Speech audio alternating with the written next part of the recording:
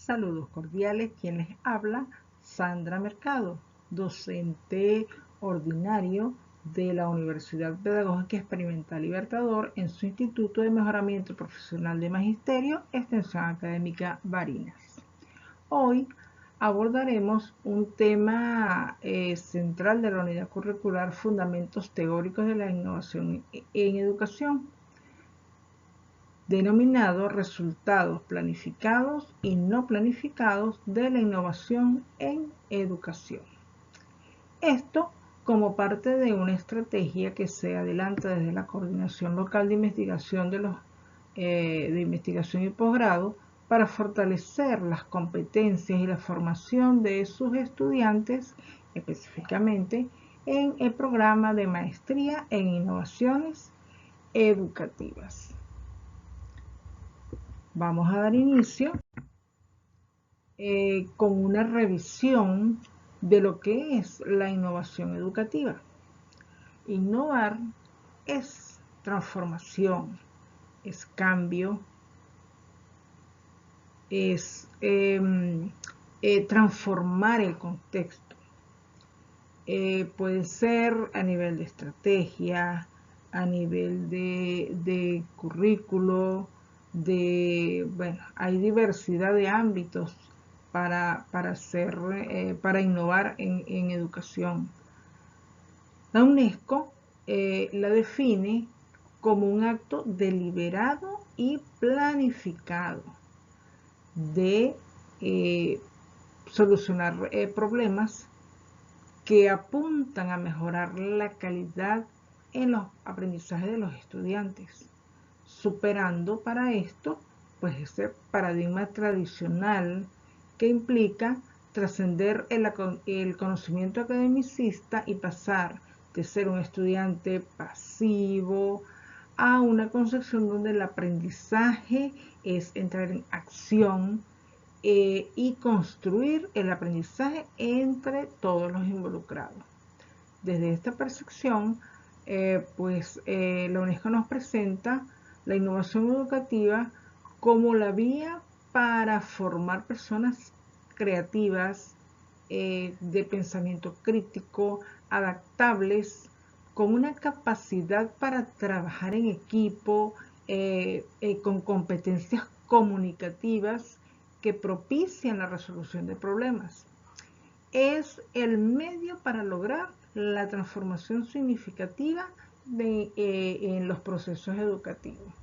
La innovación, entonces, es un proceso multifacético. Este organismo se refiere, es decir, la UNESCO, a la implementación de nuevos métodos, de ideas, de productos, con el propósito de mejorar la praxis educativa y la esencial es los resultados en el aprendizaje.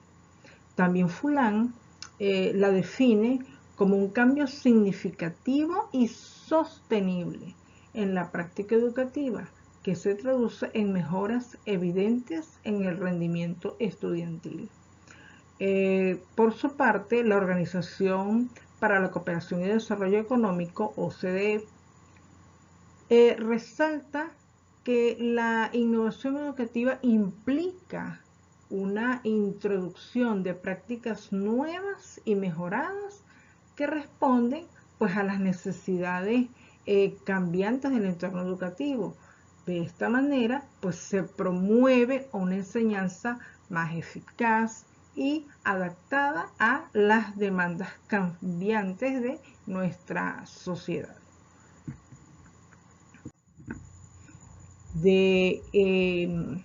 Hablemos ahora de lo que es el docente innovador. En este punto, pues les presento los planteamientos de los autores Guzmán y Castro. Ellos ofrecen una visión de que el docente innovador debe tener una formación continua, mantenernos como docentes innovadores en permanente actualización, Debemos ser creativos, debemos tener un pensamiento sistémico, porque bueno, esto nos va a permitir visualizar los problemas. Pero no solo eso, también nos va a permitir visualizar esas posibles soluciones a dichos problemas. Y fundamental, no tener resistencia a los cambios. Estos elementos son atributos muy importantes y en muchos docentes pues depende de las individualidades, es decir, de la motivación y de los intereses hacia esos procesos de formación y actualización. De aquí podemos entonces precisar entre las características de un docente innovador que va a impulsar cambios efectivos en su práctica, que debe ser creativo y flexible. Es decir, tener capacidad para diseñar estrategias, adaptarlas a esa dinámica que desarrolla en su aula en los procesos de enseñanza. Ese compromiso con el proceso de aprendizaje continuo, o sea, esa búsqueda constante de desarrollo personal y actualización, en el que definitivamente las individualidades pues impactan sobremanera. También la colaboración, esa disposición para trabajar en equipo, para compartir los conocimientos y experiencias con sus pares. También tenemos un aspecto que introducen algunos autores como Erdmer, que es el uso efectivo de la tecnología. Esta habilidad para integrar estas herramientas tecnológicas de manera efectiva en nuestras actividades diarias, aulas, bien sea presenciales, bien sean virtuales, bien sea en estudios formales, informales, en las prácticas docentes que estemos realizando. Por su parte, Margalef y Arenas nos hablan de las características de las innovaciones educativas. Para estos autores, la innovación debe ser una idea que sea novedosa, que además tenga aceptación, debe implicar cambios porque pues se busca las mejoras de las prácticas educativas. En una innovación es un esfuerzo planificado, deliberado, no se improvisa y debe estar encaminado a mejorar, como lo acabo de mencionar, pues esos procesos educativos dirigidos a lograr el aprendizaje en aquellos involucrados en este proceso que se está desarrollando. Por lo tanto, pues se ratifica una vez más que una innovación educativa es un agente de cambio que es planificado y orientado a la mejora de los procesos de enseñanza y aprendizaje. Por tanto, podemos distinguir características como la originalidad, cuando se introducen elementos nuevos en contextos donde no se habían aplicado anteriormente, la sostenibilidad, cuando esos cambios que se buscan a largo plazo puedan mantenerse en el tiempo, la relevancia, es decir, que realmente respondan a las necesidades específicas de un contexto educativo. Y Rogers pues nos habla de la evaluabilidad, que es sumamente importante porque esta nos debe permitir medir y evaluar sus impactos y resultados. También podemos mencionar lo que es la escalabilidad, que es la posibilidad de ampliar o replicar una innovación educativa a otros contextos educativos. Ahora vamos a conversar un poco sobre una posible clasificación de lo que son las innovaciones educativas. La literatura es muy diversa, hay autores pues, que sustentan las estructuras o estilos que presenten. Una vez realizada una revisión, por acá les ofrezco la planteada por Hidalgo Ángel. Esta la estructura en 3 grupos: institucional por proyecto y la innovación en el aula. Cuando nos referimos a la innovación institucional, pues es aquella que se basa en la digitalización de contenidos. Las primeras aplicaciones que se dieron cuando se comenzaron los primeros pasos en las plataformas B-Learning, E-Learning, bueno, ahorita ya hablamos de M-Learning, etc. También cuando hablamos de cursos abiertos, que son plataformas donde los docentes generan materiales, generan recursos y los alojan para compartir con sus pares. También como ejemplo de esto tenemos los cursos masivos en línea, que por lo regular son gratuitos y los ofrecen instituciones en algunas modalidades a distancia, sincrónica, asincrónica, y son financiados por las instituciones que los ofrecen. Tenemos la innovación por proyectos. Esto no es más que innovar basado en lo que son las tecnologías. Este tipo de innovación estudia la viabilidad de proyectos. Es decir, por ejemplo, un proyecto con realidad virtual, realidad aumentada, se plantea un proyecto piloto y a partir de allí se genera el estudio.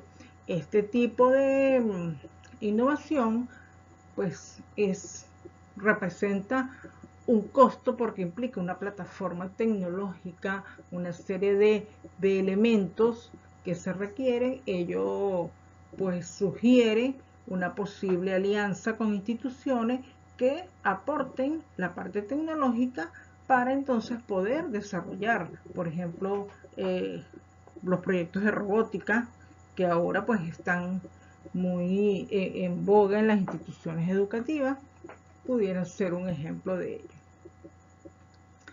También finalmente tenemos la innovación en el aula, que se basa en procedimientos. Estos procedimientos pues no son más que todo ese conjunto de operaciones que desarrollamos con miras a lograr los objetivos previstos en el desarrollo de nuestras actividades. Pueden ser didácticos, pueden ser de educación, pueden ser curriculares, puede de repente generar instrumentos, estrategias, o sea, todo depende del propósito que tengamos, de qué es lo que queremos lograr, pero el fin último es alcanzar la participación de forma más activa de nuestros estudiantes en su proceso de formación. Como ejemplo de innovaciones educativas, pues tenemos las metodologías activas. Les menciono la aula invertida, que se refiere este modelo a que los estudiantes preparan sus materiales en sus hogares, buscan material, hacen lecturas, generan, bueno, todos los procesos de asimilación, esquemas, y el tiempo de clase del aula lo utilizan para hacer actividades prácticas y colaborativas con sus pares. También tenemos la gamificación, que es utilizar elementos de juego en contextos no lúdicos para aumentar la motivación y el compromiso de los estudiantes. También el aprendizaje basado en proyectos. Esta es una estrategia también de las metodologías activas, donde los estudiantes adquieren compromisos y habilidades investigando, dando respuesta a preguntas generadoras, a problemas, a desafíos complejos. Este tipo de metodologías activas pues fomenta el aprendizaje colaborativo. Es muy importante porque contribuyen a desarrollar esa empatía, el trabajo en equipo, el manejo de emociones. Es decir, se fortalece también la inteligencia emocional. Y bueno, en el caso de los niños esto es muy útil porque les va a ayudar a en el futuro cuando sea adulto. Ahora bien, tenemos la fase de la innovación educativa. En este caso, pues también hay diversidad de autores que plantean sus estructuras. Por ejemplo, Rogers presenta como fases el conocimiento, que es el descubrimiento inicial de esa innovación.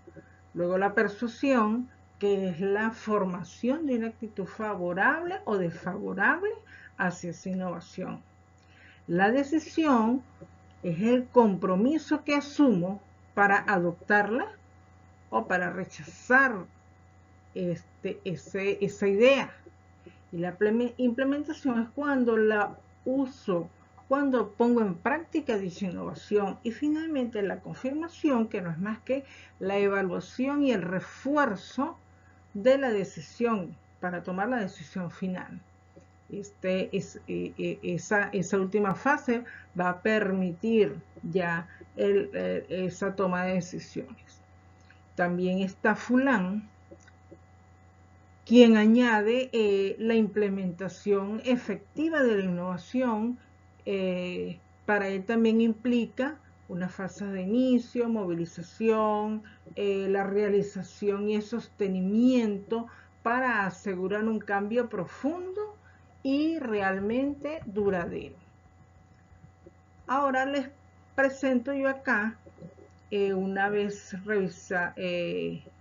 consolidada, la información presentada por los autores Fiora y Pisolito, estas fases, iniciando con lo que es la planificación, que es el momento donde se toman las decisiones en función de las necesidades, es decir, ¿qué vamos a hacer? Luego tenemos la fase de difusión. En esta fase damos a conocer a los usuarios esa innovación que estamos planteando, la cual debe ser atractiva, además de atender la necesidad de los usuarios. La siguiente fase es, una vez conocida la innovación, es la adopción de esa innovación, que cuando el docente la presente a esos estudiantes, a esa comunidad, la asuman, la acepten, se enamoren de ella y la pongan en práctica. Es decir, que la pongan en marcha, la ejecuten. Esto sería la fase de implementación, la ejecución de la innovación. Y finalmente tenemos una vez que hemos insertado la innovación dentro del proceso educativo como tal, en cada una de las actividades que se desarrollan en la praxis docente, entonces tenemos la fase muy importante, que es la evaluación, que es esa valoración de todo el proceso, de todo este recorrido que se ha realizado para poder tomar esas decisiones y es ver cuáles han sido las debilidades, cuáles han sido las fortalezas, cuál ha sido el impacto de todo lo que se ha desarrollado, y en función de eso, pues, tomar decisiones y reestructurar de ser necesario y rehacer. Este es un aspecto sumamente importante para culminar este proceso de evaluación. Esto implica que esto conlleva a invertir un plazo de tiempo que permita realmente hacer esta estimación, esta valoración de este impacto, que pues, repito, pueden ser favorables y no favorables,